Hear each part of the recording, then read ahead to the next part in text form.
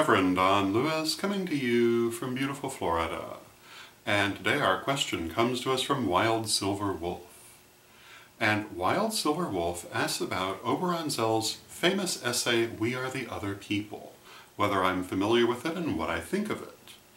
And for those of you who are unfamiliar with We Are the Other People, this is a famous essay written by Oberon Zell Ravenheart in the 1980s, I believe.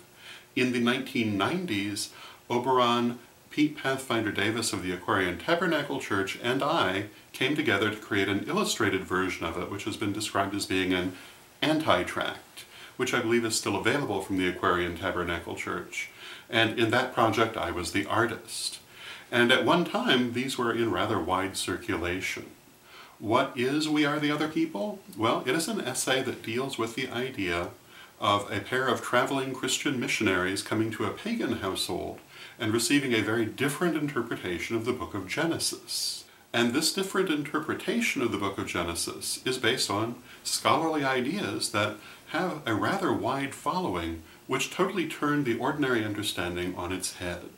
And some of the things that are brought out in the essay are the fact that the book of Genesis describes not one, but two separate creation stories, and posits the idea that these are actually meant to be two separate creations by two different creative agencies.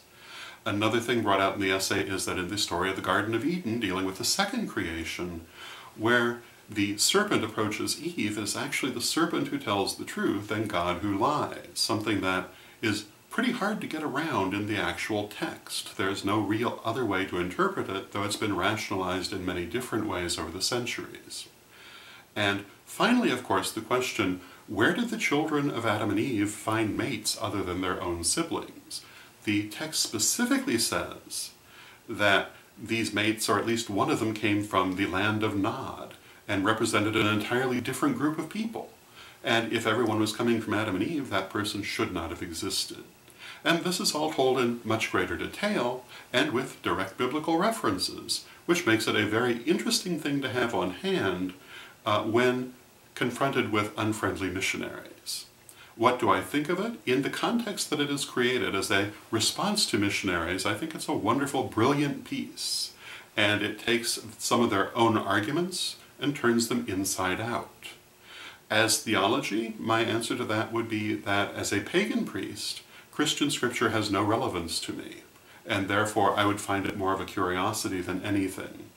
And what Christian scripture does or does not say, whether in its conventional understanding or turned on its head, really is not all that important to me. But it certainly is an interesting interpretation, and if a person is trying to take the wording of the Bible literally, then the conclusions reached in We Are the Other People are pretty hard to avoid, and the argument is made in a very solid way.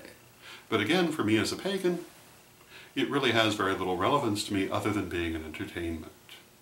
I am very happy to have served as the artist for the illustrated version, and I think it's something that many pagans would appreciate reading. Again, I believe it is available from the Aquarian Tabernacle Church, even still today, and is well worth the read. You can also find just the text version online, I'm certain, and I would highly recommend it.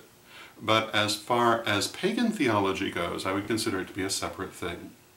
So those would be my thoughts on the matter. I hope you find them interesting, and until next time, may you blessed be.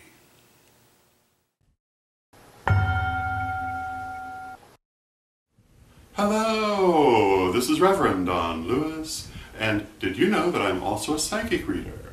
For over 30 years I have been a psychic reader specializing in tarot and clairvoyance, and if you would like a reading with me, you can set one up, either by phone or by email, by contacting me at donlewishp@aol.com.